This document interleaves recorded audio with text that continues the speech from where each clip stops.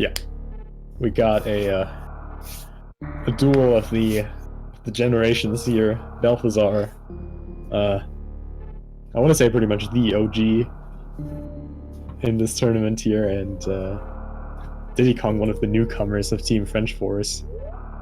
Gonna see how this is going to go. For now, we have started. I can't remember. I think both of the runners do Barrio route, right? I'm honestly not sure if I've ever seen Belthasar do mini-boss RTA. I think he's done it once before, and I'm pretty sure it is Barrio route. But essentially, Alright.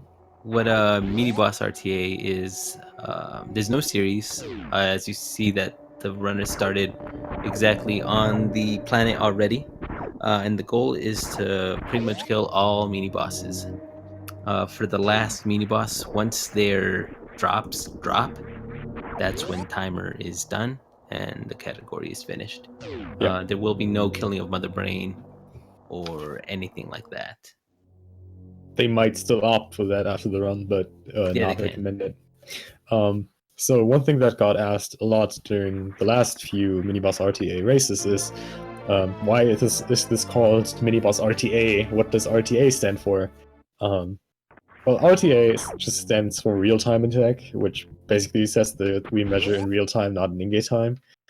For Super Metroid, we kind of abuse this term and determine everything as an RTA category that is a partial category. So categories that have like a certain goal that doesn't finish the game, like all miniboss RTA or sports mode RTA, for example.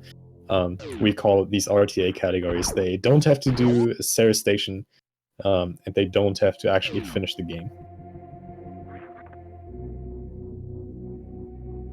Pretty much every single category that you run in Super Metroid is going to start the same. It's always having the runners pick up their morph ball, their first pack of supers, their bombs, and the eventual first sequence break into super missiles. Yeah. Little difference that we're not going to see here if the runners would choose to run Pal. They could not do the Bomb Terizo skip, as defeating Bomb Terizo is not optional in this category, it is required.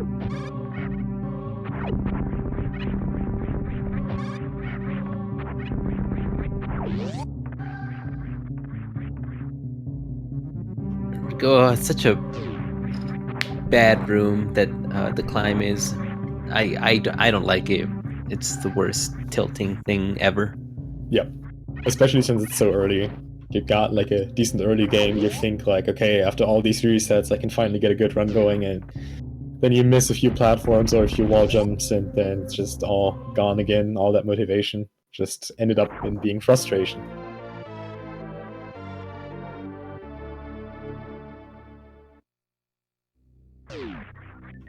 Belthasar did attempt a BT skip and did not get it, thankfully.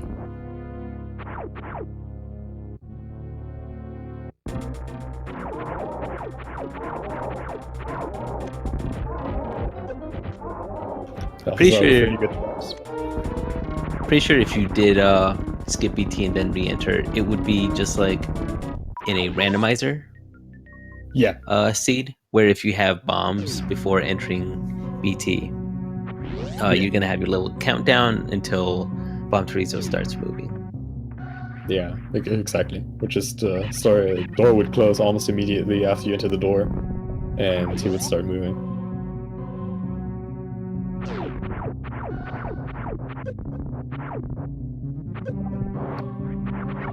I think I have the wrong chat. Yeah, I still have the SRL chat open. I'm sorry. Oh.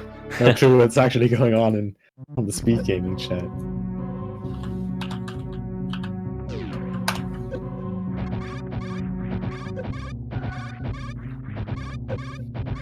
Okay, so Belthasar is opting to take all the damage from these space pirates. It's faster, Yeah. without a doubt, but you do also put at risk not being able to get missile drops. Mm-hmm. At least you kind of hinder your chances of getting missile drops over the over the energy drops that you would get from either farming these waivers up top or any of the bugs that spawn from the tubes. Yeah, or the Ryu in the middle. Like, you're gonna end up being here if you just missile the pirates with like 179 energy ideally, and then you're pretty much guaranteed to have at least one missile drop till spore spawn. In almost every case, two, which is ideal. So if you have really good drop RNG, there's absolutely no point in not damage boosting, but it gives you a lot of safety, and having to farm extra for missile drops right before spore spawn, or even having to fight the key hunters with only pea shooter shots, is very, very costly. Right, so ideally they want at least one missile drop and one super drop or two missile drops. Yeah. That's perfectly fine. Belthasar here only getting one missile drop. Still going in though, so not getting a drop by the Pirate either, so we'll have to finish off these remaining oh well, there you go, got one missile drop. Yeah, got one. The reason why you want to enter this Spore Spawn fight with 3 supers is because it sets you up for a very manageable quick kill on Spore Spawn in 2 rounds, which otherwise would be significantly harder with less super missiles. And Di10Kong got the drops, very nice. We'll save some time over Belthasar here. He's gonna set up waiting for those spawns. Yes, also a tricky thing about the spore spawn fight is that those little spores can get in the way and snipe your super, so it's a pretty frustrating thing. Missing one super there. We'll take a little bit extra for this fight.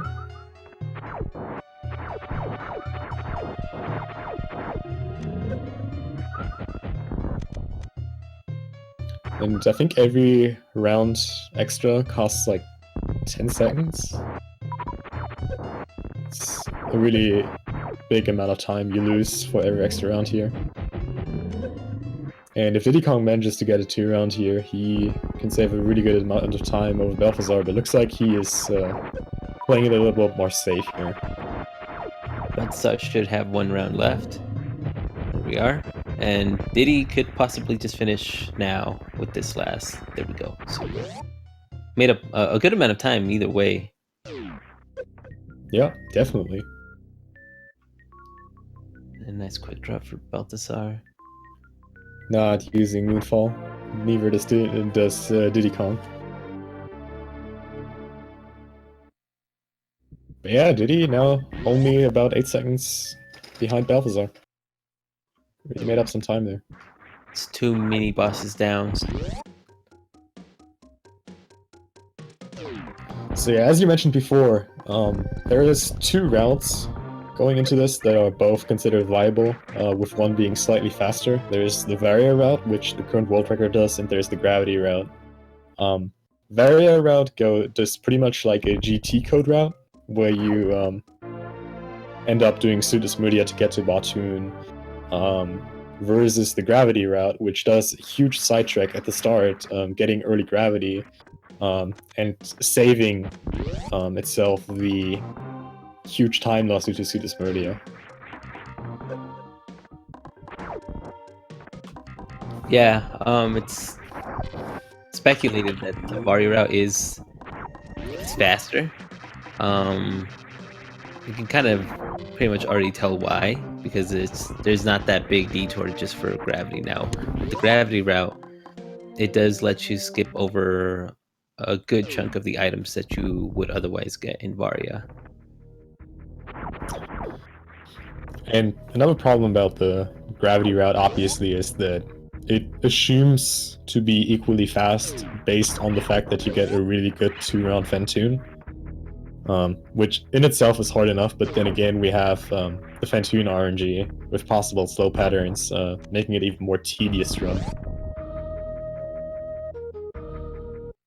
And one thing that just bothers me a lot about the Gravity route is that you do a double Norfair dip just to get ice, and it feels very unclean just riding this elevator up and down. And interestingly enough, we have Belthasar going for Spazer. Di10Kong skipping it, giving himself a lead here.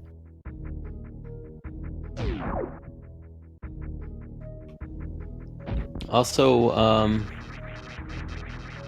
you might see some of the runners pick up a few more missile packs.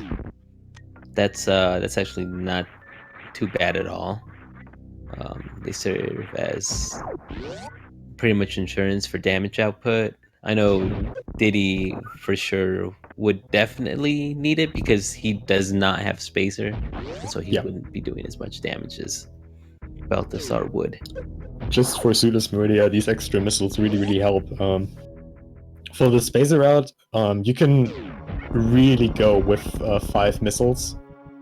Like that's well doable, but it's definitely a higher risk. There's going to be a blue gate glitch later on where these extra missiles also really help. If you don't get it within the first tries, will save you a little bit of farming. So an extra missile pack or 2 is never a bad idea in these runs. And we got a nice quick kill by Di10Kong.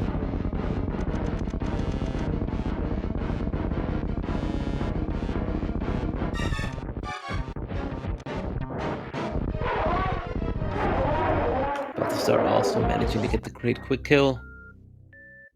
And also the thing about even if you go gravity first, think about doing clearing out all the Varia stuff. It does require you to skip a whole bunch of items. So if you pick up Ice Beam and then kill Batoon and then quickly come back down, all you really have to do is just make your way past Cathedral. As long as you hit Bubble Mountain, Power Bomb, and then go to Crocmire, that's already fast enough. Yeah. You know, and then your last boss would eventually end up being GT.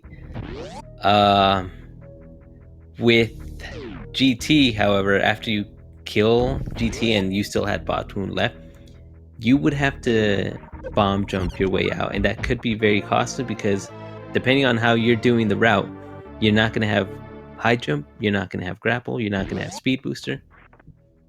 Yeah.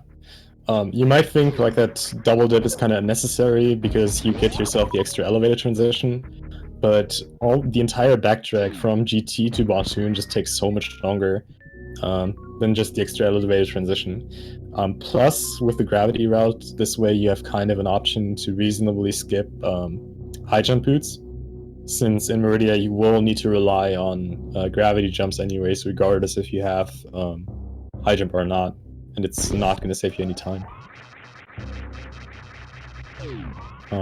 Interesting here, little divergence. We have Di10Kong going for an early Ice Beam here, losing approximately like 3 seconds, doing it now over getting it after Gold Teresa. It helps with damage output though, if you don't want to rely on too much of GT Super RNG and shoot some charge shots instead. Might also somewhat help having ice when climbing Bubble Mountain, just in case you don't really feel secure with having to do that jump, because Bubble Mountain as a room is just one of the worst rooms ever. Yeah. Done optimally, Spazer loses time. A significant amount, actually. You gotta do a lot of strats differently, though. Like, we see Belthasar utilizing Spazer for quite a lot here, killing the enemies pretty quickly, not having to use missiles as substitute. And as we're gonna see later, Di10Kong is gonna have the by far more complex Suitless Meridia coming up. With Spazer and Ice, you can freeze crabs with 4 shots and fish with 5 shots, whereas with only Ice Beam, you need 7 and 10, which again requires some missiles as substitutes. So right. It's really hard to skip Spacer in that way and not lose time by doing so. Belthasar also does skip speed booster, I just remembered. Oh right, yeah. I think he actually, yeah, now that you say that, I think he already did mini boss RT in this tournament, right? Yeah, And I think I was confused by him skipping speed booster, which is usually something you would do. Well, something you would get in this round.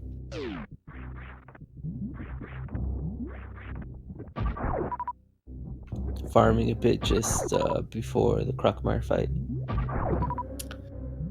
Pretty sure Di10Kong is gonna get speed booster though.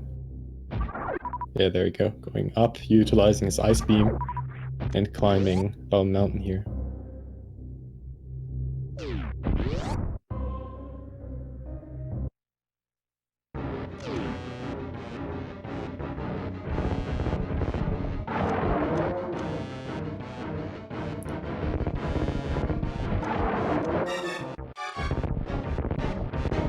Belthasar committing to using just pure ammo. Has plenty of it, so not too bad. Has actually 3 missile packs as it looks, so more than enough missiles to spare here. And this is actually a nice base for Belthasar. Now, considering that he did skip speed booster, obviously.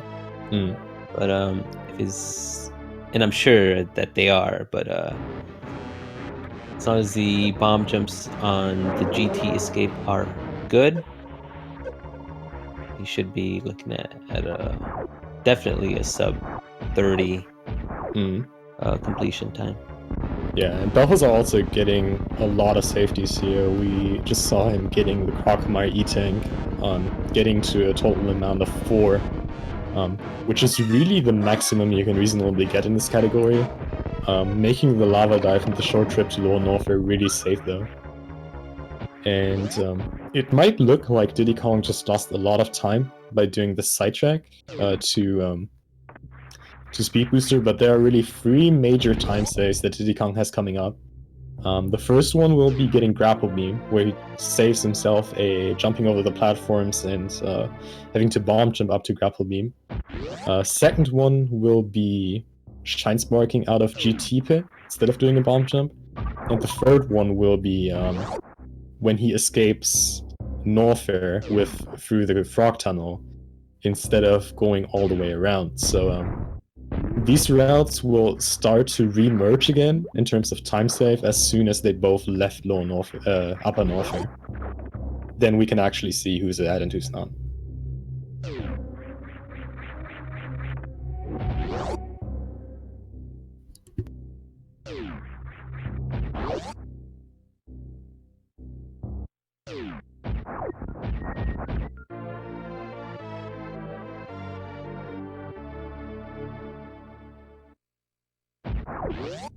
So here's Belthasar with his grapple beam. Diddy just felled Crocmire, stomping around there.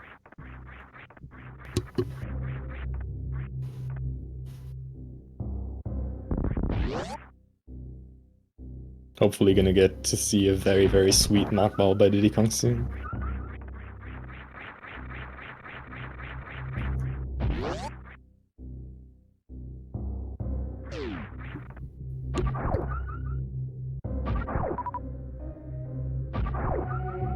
Belthasar farming up. He knows that the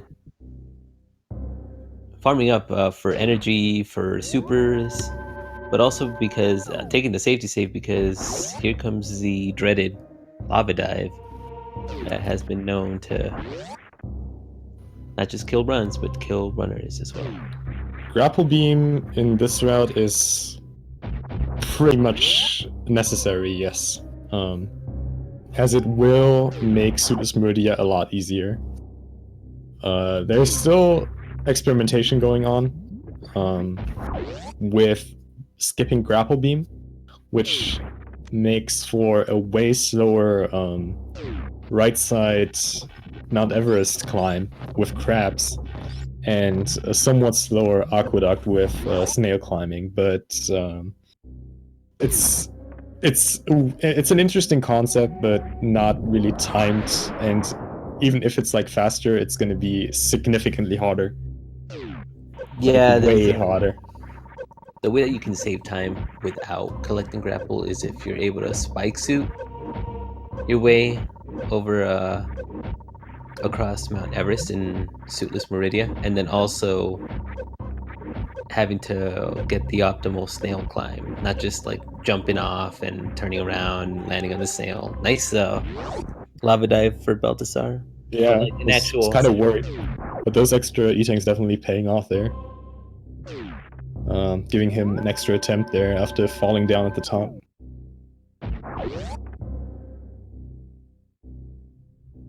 Well, Batoon skip is kind of hard in a category where I actually need to beat Batoon, though.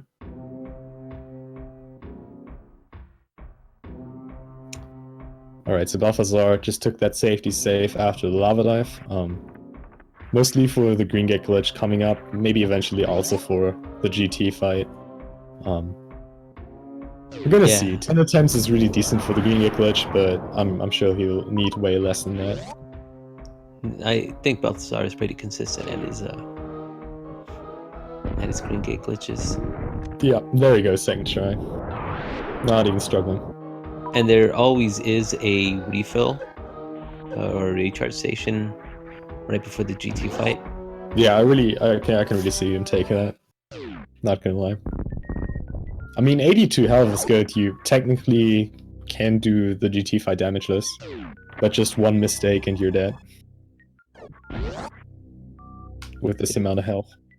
Did it with his lava dive. Plays it safe. Looking good. Oh, Belthasar collected. Screw attack. I guess it just makes getting the super missiles above GT easier. Yep. Di10Kong with a textbook lava dive here. Not even needing these extra safeties. Oh, and he's too far to the right there. Needs to be careful. Okay, now he's good. No, actually, no. Oh, he needs to be really careful. Now he's good. Alright, now he's in the perfect spot. Should be fine, yeah. This spot can be really finicky to find, especially if you rush it. But he's good now, and now it's coming down to one of the great things about this category. Drop RNG. Gotta love drop RNG.